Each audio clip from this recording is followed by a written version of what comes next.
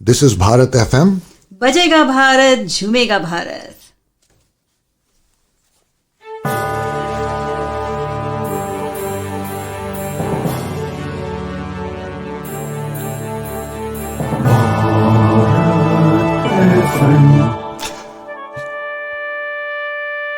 ये है भारत FM. बजेगा भारत, झूमेगा Bharat. Sat Sri Akal, welcome and adab. You are listening to Bharat FM, a one of its kind, multilingual, eclectic provider of entertainment, information and news to Indian Americans. Headquartered in Cincinnati, Ohio, Bharat FM airs shows out of Cincinnati, Chicago and Phoenix. We take pleasure in our ability to cater to your bhakti, chusti, sfurti, shakti and masti needs with our audio and visual shows. Check out bharatfm.com for our online program schedule and archives.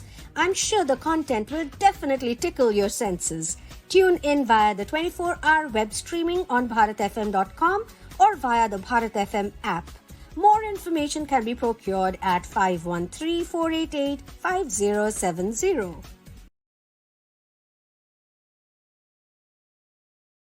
Bharat FM प्रस्तुति साहित्य संध्या में आपका बहुत बहुत स्वागत है। मैं हूं आपकी होस्ट सीमा सानी। मेरा आपको प्यार भरा नमस्कार। साहित्य संध्या की एक और सुंदर कड़ी लाई हूं मैं आज आपके लिए, और आज हम बात करेंगे हिंदी भाषा के बारे में। इसका जन्म कैसे हुआ और कब हुआ? हालांकि किसी भी भाषा का जन्म कुछ एक घटनाओं पर आधारित नहीं होता। ये एक सिलसिला होता है जो चलता रहता है, और भाषा निरंतर रूप से विकसित होती रहती है, और फिर एक ऐसी अवस्था आती है जब हमें भाषा का बदला हुआ रूप नजर आने लगता है। ऐसा कहना गलत ना होगा कि हिंदी भाषा जिस रूप में आज हमें दिखाई देती है और देवनागरी लिपि, इन दोनों का संगम समवेयर अराउंड लेट 1700s और अर्ली 1800s के आसपास हमें दिखाई दिया। ऐसा मैं इसलिए कह रही हूँ कि इससे पहले का साहित्य जो देवनागरी लिपि में लिखा गया था, उसका रूप थोड़ा अलग था। अब यहाँ मैं एक बात कह दूं कि भाषा का रूप धीरे धीरे बदलता है, इसलिए इस डेट को पिन पॉइंट करना बड़ा मुश्किल है। लेकिन इस बारे में हम बात करेंगे विस्तार से हमारे जागरूक भारतीय में लावण्या शाह जी के साथ। अर्ली 1800s में और मिड 1800s में, यानी कि 19वीं सदी की शुरुआत में और 19वीं सदी के मध्य में हमारा हिंदी साहित्य कैसा लगता था, इसका एक अंश, इसका एक स्नैपशॉट मैं आपके सामने पेश करना चाहती हूँ। उस जमाने में लिखा गया एक बहुत ही प्रचलित उपन्यास जो जासूसी और तिलिस्मी था, जिसका नाम था चंद्रकांता, और उसको लिखा था देवकीनंदन खत्री ने। उसका एक अंश आपके सामने पेश है, और उसके बाद मैं पेश करूंगी उस जमाने में लिखा हुआ एक और बहुत ही पॉपुलर और लोकप्रिय नाटक जिसको लिखा था भारतेंदु हरिश्चंद्र ने, और उसका नाम था अंधेर नगरी। इसके दो छोटे छोटे अंश आपके सामने पेश हैं। देवकीनंदन खत्री का उपन्यास चंद्रकांता, पहला हिस्सा। थोड़ी देर तक इस कमरे में सन्नाटा रहा। इसके बाद किसी आने वाले की आहट मालूम हुई। सबों की निगाह सदर दरवाजे की तरफ घूम गई। किशोरी ने भी मुंह फेरा और उसी तरफ देखने लगी। एक नौजवान लड़का सिपाहियाना ठाट में कमरे में आ पहुंचा, जिसे देखते ही किशोरी घबरा कर उठ बैठी और बोली, कमला, मैं कब से राह देख रही हूँ। तैने इतने दिन क्यों लगाए? पाठक समझ गए होंगे कि यह सिपाहियाना ठाट से आने वाला नौजवान लड़का असल में मर्द नहीं, बल्कि कमला नाम की इससे पुकारे जाने वाली कोई अय्यारा है।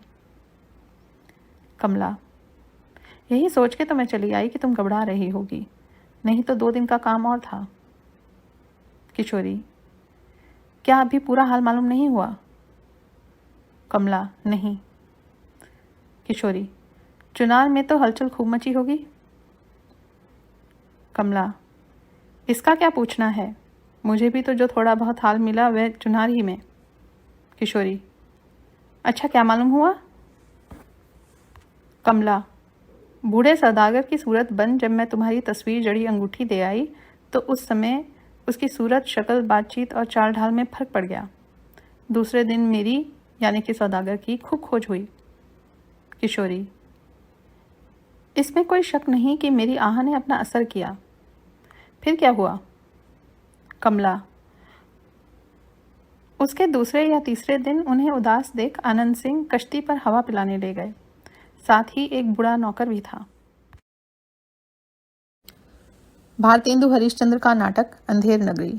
छठा अंक। स्थान शमशान। गोवर्धन दास को पकड़े हुए 4 सिपाहियों का प्रवेश। गोवर्धन दास: हाय बाप रे, मुझे बेकसूर को फांसी देते हैं। अरे भाइयों, कुछ तो धर्म विचारो। अरे मुझ गरीब को फांसी देकर तुम लोगों को क्या लाभ होगा। अरे मुझे छोड़ दो। हाय हाय, रोता है और छुड़ाने का यत्न करता है।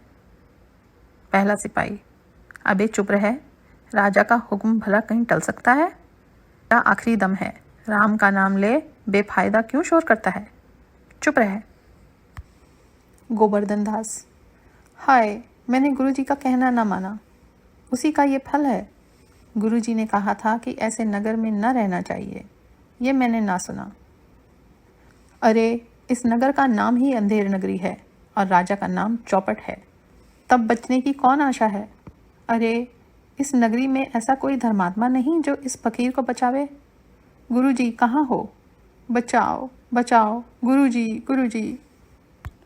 रोता है। सिपाही लोग उसे घसीटते हुए ले चलते हैं। गुरुजी और नारायण दास आते हैं। गुरु: अरे बच्चा गोवर्धन दास, तेरी ये क्या दशा है। गोवर्धन दास गुरु को हाथ जोड़कर: गुरुजी, दीवार के नीचे बकरी दब गई, सो इसके लिए मुझे फांसी देते हैं। गुरुजी बचाओ। गुरु: अरे बच्चा, मैंने तो पहले ही कहा था कि ऐसे नगर में रहना ठीक नहीं, तैने मेरा कहना नहीं सुना।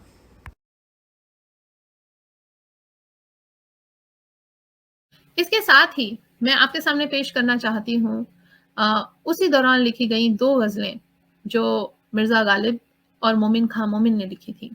याद रहे, ये सुनने में तकरीबन हिंदी जैसी लगती हैं, लेकिन ये लिखी गई थी अरबी लिपि में।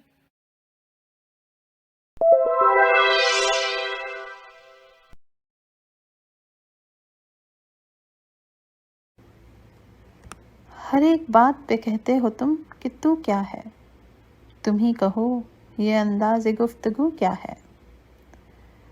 रगों में दौड़ते फिरने के हम नहीं कायल, रगों में दौड़ते फिरने के हम नहीं कायल, जब आँख ही से न टपका तो लहू क्या है।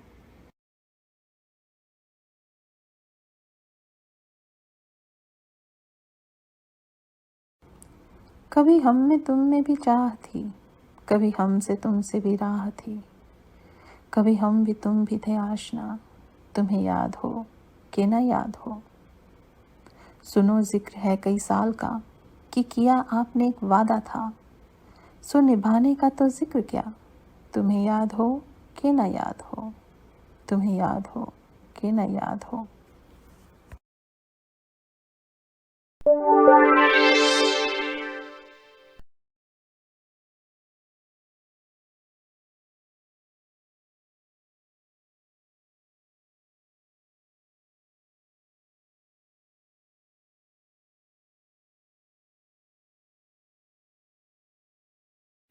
जागरूक इंसान वो है जो अपने आसपास हो रही गतिविधियों की तरफ ध्यान देता है, उनके बारे में गहराई से सोचता है और अगर उसमें कोई सुधार की गुंजाइश है तो उसका कोई ना कोई उपाय करता है या कम से कम उसके बारे में अपने विचार व्यक्त करता है।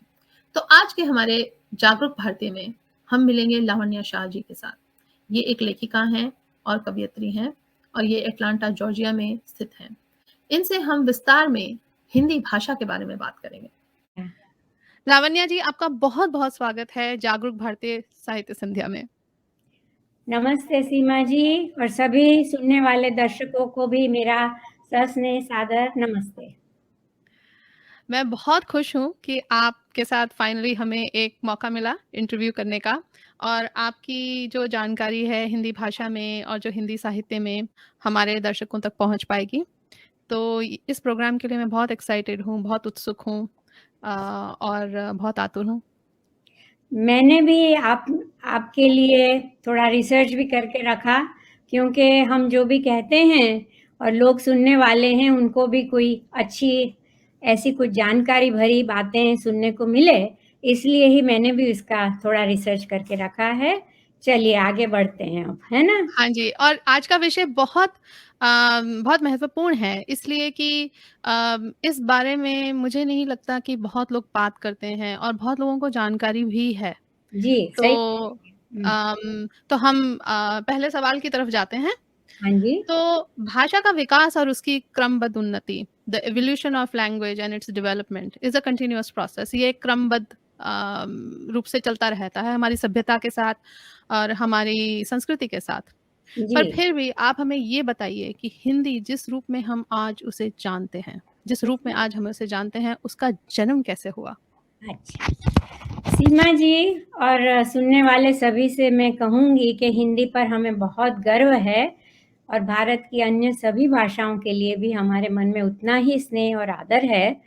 पर भाषा का विकास और उसकी क्रमबद्ध उन्नति, सभ्यता या अंग्रेजी में हम कहें तो सिविलाइजेशन, और विश्व के जो विभिन्न भौगोलिक स्थानों पर या नदी किनारों पर अधिकतर जीवन जीने की सुविधा के कारण ये जो सभ्यताएं पनपी, उनमें विकास हुआ।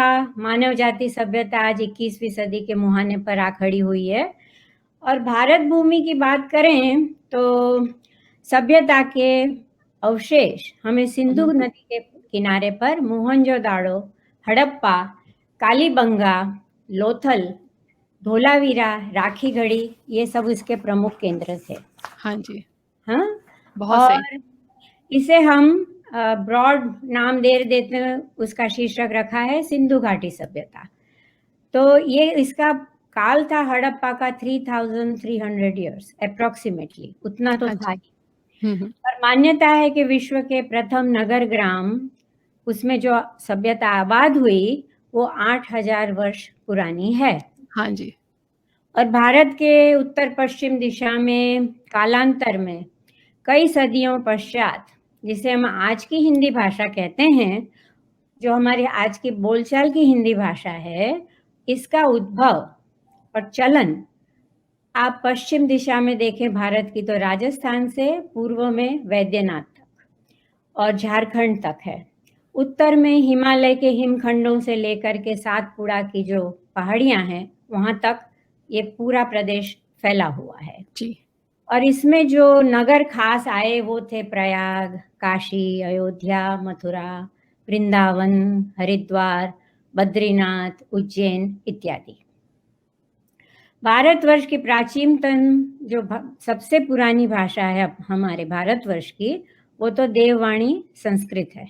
हाँ जी। और संस्कृत से प्राकृत हुई, प्राकृत से अपभ्रंश भाषाएं निकली अपभ्रंश, या और उन्हें कहते हैं अवहट्ट, वो भी कहते हैं नाम उसके लिए। अच्छा। हाँ, और या तो खड़ी बोली, वो खड़ी बोली जब हुई उसके बाद जो बहुत मशहूर हैं चंद्रधर शर्मा गुलेरी जी, उन्होंने उसे कहा पुरानी हिंदी, अच्छा। खड़ी बोली को।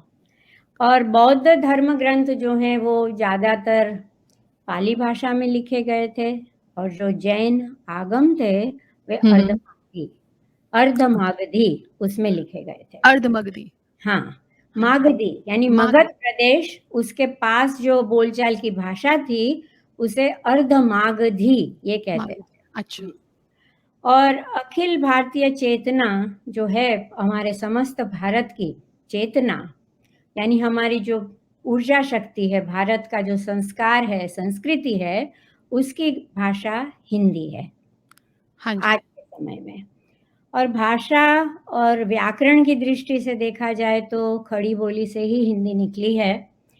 और उत्तर भारत के जो 16 जनपद थे, जिनके नाम मैं अभी आपको सुनाती हूँ, जैसे मैथिली, मगही, भोजपुरी, अवधी, कन्नौजी, छत्तीसगढ़ी, बघेलखंडी, बुंदेलखंडी और ब्रिज भाषा, फिर कुमायूनी, गढ़वाली, मालवी, नेमाड़ी, बागड़ी, मेवाड़ी और कौरवी।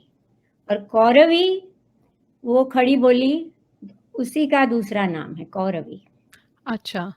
और इसके बारे में कुछ मतभेद भी हो सकते हैं, किंतु आज हिंदी खड़ी बोली से निकली है, वही उसका उद्गम स्थान है, ये तो सर्वमान्य बात हो गई है। और जैसे भारतेंदु हरिश्चंद्र जी ने कहा था निज भाषा उन्नति अहे, सब उन्नति को मूल। बिनु निज भाषा ज्ञान के, मिटत नहिय को शूल। इसका मतलब है कि हमारी जो अपनी भाषा है उसी से हमारी उन्नति संभव होती है, और अगर हम हमारी अपनी भाषा, मातृभाषा को अपनाए ना रखें तो हृदय में एक शूल सा गड़ा रहता है। बिल्कुल, बिल्कुल। आपने जो सब भाषाएँ जिनसे हमारा डायलेक्ट उपजा है, जी, आगे आया है, वो सब आपने बहुत डिटेल में और बहुत अच्छी तरह, मैं मानती हूँ कि कुछ मतभेद होंगे, पर फिर भी it was very thorough, and and thank मैं यू फॉर आपको that.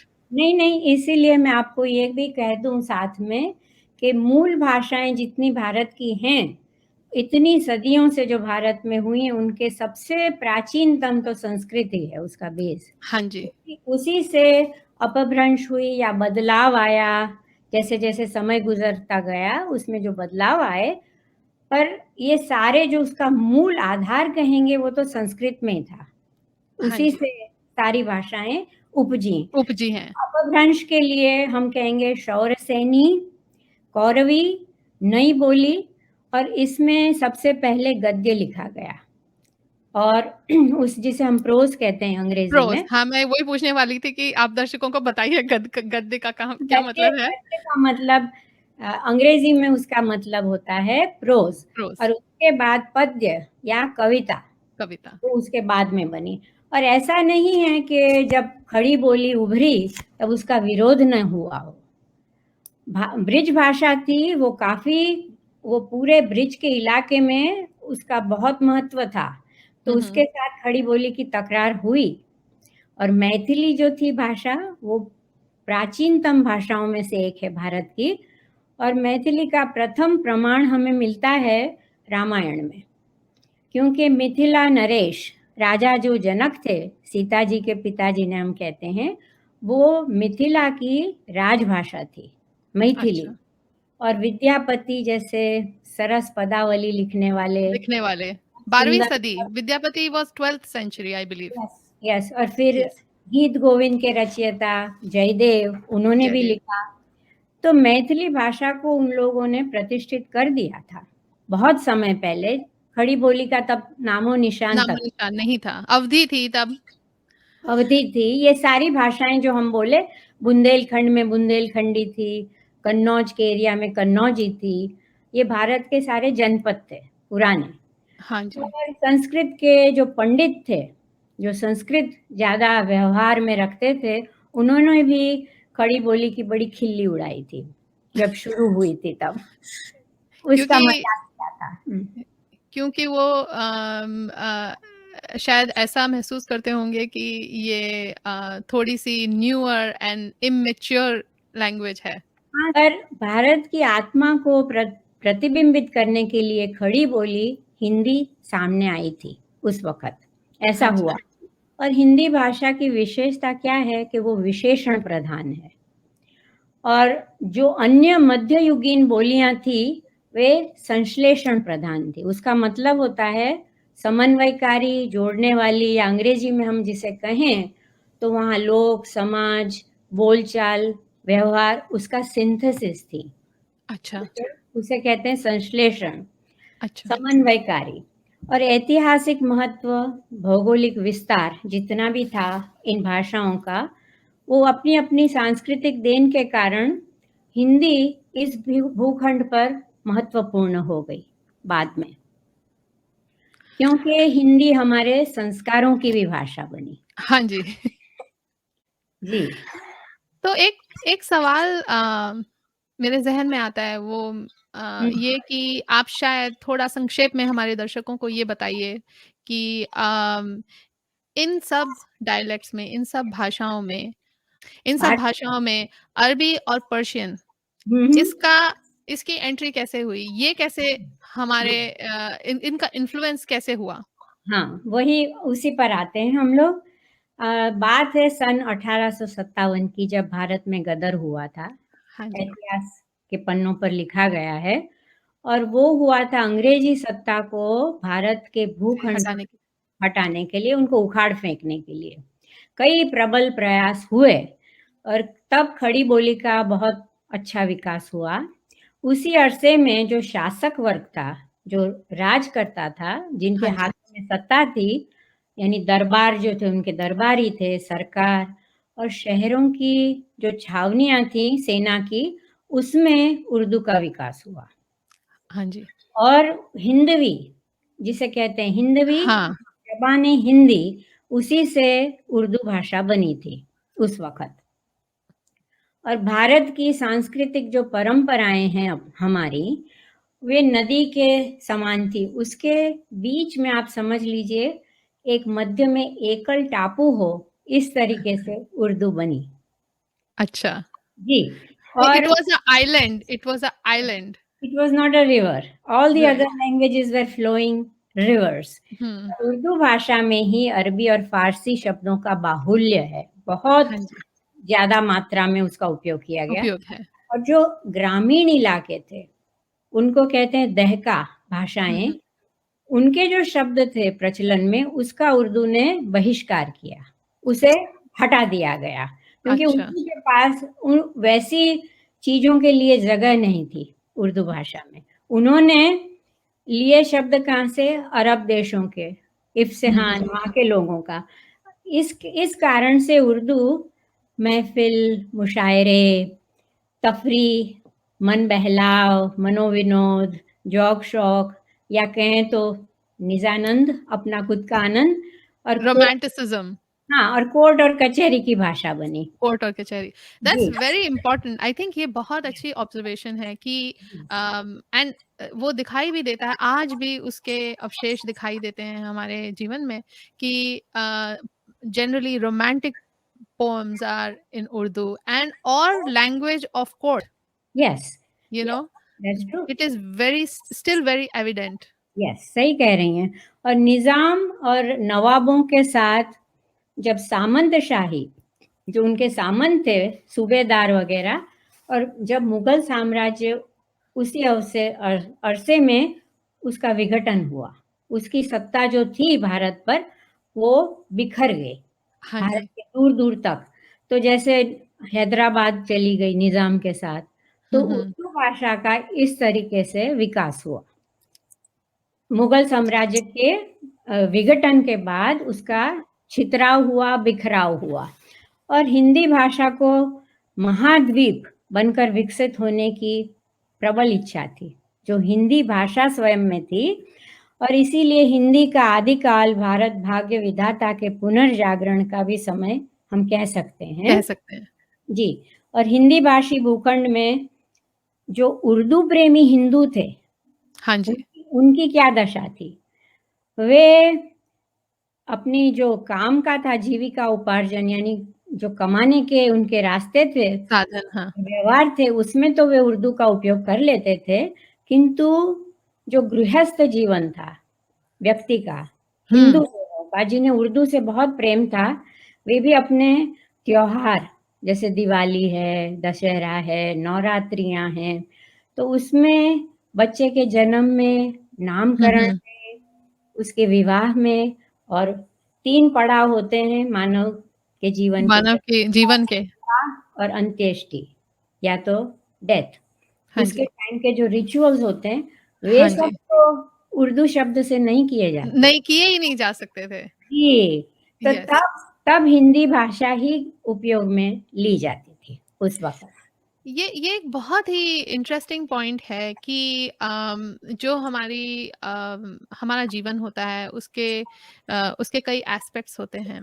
Ji, they are still so connected to कि जो भाषा हम इस्तेमाल करते हैं, जैसे आप देखिए हम इधर यूएसए में हैं, तो जी, हम इंग्लिश में काम कर लेते हैं, इंग्लिश में बातचीत कर लेते हैं, लेकिन ज़िंदगी के जो अहम और इम्पोर्टेंट एस्पेक्ट्स हैं, वो इंग्लिश में नहीं किए जा सकते। नहीं, नहीं, आप तो इसे कह सकते हैं कि ये जो एक नर्व है हमारी ज़िंदगी की, that is still connected to our language. That's why we, even if we want, we can not let go our core or our culture, हाँ, because important parts of our life are still connected to that nerve and that language and that culture. जी, आप पूजा करेंगे तब तो संस्कृत के मंत्र तो पढ़ेंगे ही। संस्कृत के ही, हाँ बिल्कुल, हिंदी भी नहीं, आप संस्कृत के मंत्र पढ़ेंगे। जी, तो वो तो अपने साथ ही चलेगा, भले हम 21वीं सदी में आ गए, हम मॉडर्न हो गए, अमेरिका बिल्कुल। सबसे बड़ा विकासशील महाखंड है, हम जहाँ रहते हैं आज, है ना? इसपे मैं एक बात कहना चाहती हूँ कि अ, ये हम बच्चों को जब बड़ा होते देखते हैं, जी, तो उन्हें ऐसा लगता है कि ये चीज़ें शायद इतनी महत्वपूर्ण नहीं है। पर जैसे-जैसे इंसान आगे बढ़ता है ज़िंदगी में, जी, तो आप स्पिरिचुअलिटी की तरफ, पूजा की तरफ, आप जी, ज़िंदगी के गहरे एक गहरे चरण में आ जाते हैं। You are forced to question the depth of life. Yes, Anyone who wants to live a meaningful life yes, cannot be away from spirituality। वो अध्यात्म से दूर नहीं जा सकता, वो पूजा से दूर जा सकता है, अध्यात्म से दूर नहीं जा सकता। नहीं, और जब ये देखिए सवाल उसके मन में आते हैं, तो उसे खोजना ही पड़ता है। जी, कोई एक ऐसा आ जाता है फ़ेज़ लाइफ़ में, हाँ तब जी, ये सारे प्रश्न महत्वपूर्ण हो जाते हो हैं जाते हैं, हो हमारे, जाते हैं। है ना? तो अच्छा, हिंदी के बारे में आपको कहूँ कि जो वकील थे, कारिंदे, जौहरी, मोदी, ज़मींदार, पटवारी, वे उर्दू का उपयोग खूब करते थे। पर अपने जो काम-काज था, रोज़ के जीवन में, अपना जातीय मामलों में, अपने घरेलू मामलों में, वो उर्दू को नहीं, हिंदी को अपनाया हिंदी कर, को ही। और हिंदी भाषी व्यक्ति और समाज में उत्तर भारत की आधुनिक काव्य चेतना, खड़ी बोली हिंदी का निर्माण करने के लिए संकल्प लिया और वो बाध्य हुई। संस्कार परंपराओं से विलग नहीं रहते, इसी कारण भाषा संस्कृत से संस्कार संपन्न शब्द आधुनिक हिंदी में आने लगे, और मराठी और बांग्ला जो काफ़ी पुरानी भाषाएँ हैं, हुँ, उनसे हुँ। भी बहुत सारे शब्द हिंदी में आए थे। हाय। जी, तो ये भाषा उन सब भाषाओं का मिश्रण जो आज की हमारी हिंदी है, जी, वो सब इन सब पुरानी भाषाओं का मिश्रण है। और इसमें सिर्फ जो भारत की भाषाएं थी, जो मूल थी हमारे ज्योग्राफिक एरिया को, उस सिर्फ वो ही नहीं, इसमें फारसी भी आ गई, इसमें अरबी भी आ गई, क्योंकि जो जो लोग आते गए, हम उनको अपने नदी की तरह हम उनको अपने अंदर लेते गए। भाषा का यह एक गुण है कि जो बोलचाल की व्यवहार में, लोक व्यवहार में, साहित्यिक संस्कार में, सांस्कृतिक परिष्कार मतलब सुरुचि जब बढ़ती है, तो जैसे अंग्रेज़ी भाषा है जिसका आधिपत्य आजकल पूरी दुनिया पर छाया हुआ है, उन्होंने हुँ। भी कई असंख्य हिंदी शब्दों को समाहित हाँ किया है। जी, हाँ जैसे जी। प्रकांडा है, जैसे ऐसे बहुत सारे शब्द। गुरु, हाँ, पंडित, पंडित वो सब, खाकी, हाँ, और भी कई सारे शब्द हैं। कई-कई शब्द हैं, उनकी जो डिक्शनरी है उसमें भरा पड़ा है, भरा भरा पड़ा है। हिंदी के शब्द हैं। तो राजनीतिक उपदेशों से भाषाओं का परिष्कार नहीं होता। नहीं होता। नहीं, इसी तरह भारतीय भूखंड के लिए हिंदी भाषा एक महत्वपूर्ण भाषा बनकर उभरी। तो चलिए दूसरे प्रश्न पे आते हैं, जी, जो कि मुझे लगता है हमारे दर्शकों को बहुत इंटरेस्टिंग लगेगा। जी, और वो ये कि हिंदी को आधिकारिक भाषा बनाने के लिए, यानी कि ऑफिशियल लैंग्वेज जी। बनाने के लिए क्या कदम उठाए गए, हुँ, और इनसे जुड़े कुछ फैक्ट्स, कुछ तथ्य जो हुँ, आप जानती हैं, जो आपने हुँ। मुझे बताए और मुझे बहुत इंटरेस्टिंग लगे। जी, एंड आई गॉट मोटिवेटेड कि आपको तो आना ही चाहिए इस प्रोग्राम पे। धन्यवाद आपने तो बुलाया। उसके बारे में हमारे दर्शकों को बताइए। जी। हिंदी को आधिकारिक भाषा का दर्जा कब और कैसे मिला, इसका उत्तर तो हम दें, उसके साथ भारतवर्ष की आज़ादी का मुद्दा जुड़ा हुआ है। हाँ जी। भारत स्वतंत्र हुआ, उसका संविधान बना, संविधान सभा द्वारा, और वो बना 26 नवंबर 1949 को, और पारित हुआ जो कायदा उन्होंने प्रस्तुत हुँ, किया, हुँ। वो पास हुआ कब? 25 जनवरी 1950। अच्छा। और जिन्हें हम कहते हैं डॉक्टर बाबा साहेब अम्बेडकर, भीमराव रामजी अम्बेडकर जी, वे स्वतंत्र भारत के पहले विधि और न्याय मंत्री थे, और भारतीय संविधान के लिखने वाले, उनके जनक और भारत गणराज्य के निर्माताओं में से वे एक थे। और उन्होंने दलित, बौद्ध, उन लोगों का भी उनके लिए काफ़ी कार्य किया। अछूतों के लिए सामाजिक भेदभाव के विरुद्ध अभियान चलाए, मिटाने के लिए। श्रमिकों, किसानों, महिलाओं के अधिकारों का भी उन्होंने समर्थन किया। पर उस वक़्त संविधान के समय भारत सरकार ने भारत की 22 भाषाएं उनको आधिकारिक रूप से दर्जा दिया भारत के लिए। और वे भाषाएं कौन सी थी? असमी, उर्दू, कन्नड़, कश्मीरी, कोंकणी, मैथिली, मलयालम, मणिपुरी, मराठी, नेपाली, उड़िया, पंजाबी, संस्कृत, संथाली, सिंधी, तमिल, तेलुगु, बोडो, डोगरी और बंगाली और गुजराती ये भाषा थी। और पर तब फिर आया साल 2010। तब क्या हुआ? गुजरात उच्च न्यायालय जो था, उन्होंने सभी भाषाओं के समान अधिकार के साथ रखने की बात की। तो उसके लिए बहुत लंबी चर्चा हुई और 14 सितंबर 1949 को हिंदी को भारत की राजभाषा स्वीकार किया गया। ये हुआ था। तो ये डेट सबसे ज्यादा अहम है, महत्वपूर्ण है। और वो जो संविधान में उन्होंने एक अनुच्छेद यानी उसको रिफॉर्म किया 343 से 351, उसमें राजभाषा के संबंध में ये व्यवस्था की गई।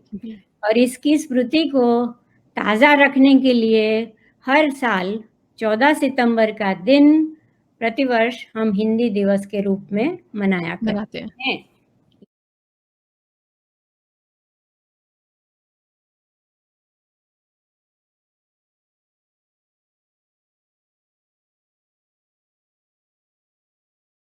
आशा करती हूँ आज का एपिसोड आपको पसंद आएगा। ये भी आशा करती हूँ कि हिंदी भाषा के जन्म पर जो हमने आज विचार विमर्श किया वो आपको दिलचस्प लगा होगा।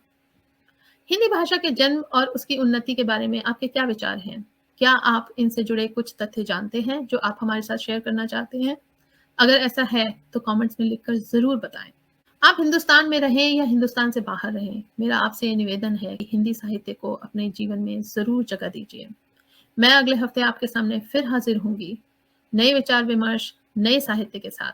तब तक के लिए शुभ रात्रि, शब खैर। Sat Sri Akal, welcome and adab. You are listening to Bharat FM, a one of its kind, multilingual, eclectic provider of entertainment, information and news to Indian Americans.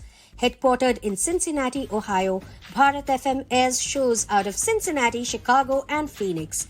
We take pleasure in our ability to cater to your bhakti, chusti, sphurti, shakti and masti needs with our audio and visual shows. Check out bharatfm.com for our online program schedule and archives. I'm sure the content will definitely tickle your senses. Tune in via the 24-hour web streaming on bharatfm.com or via the Bharat FM app. More information can be procured at 513-488-5070.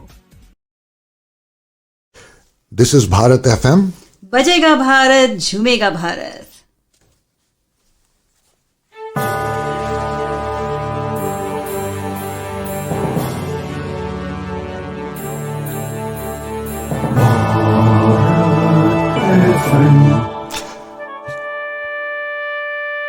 ये है Bharat FM। बजेगा भारत, झूमेगा भारत।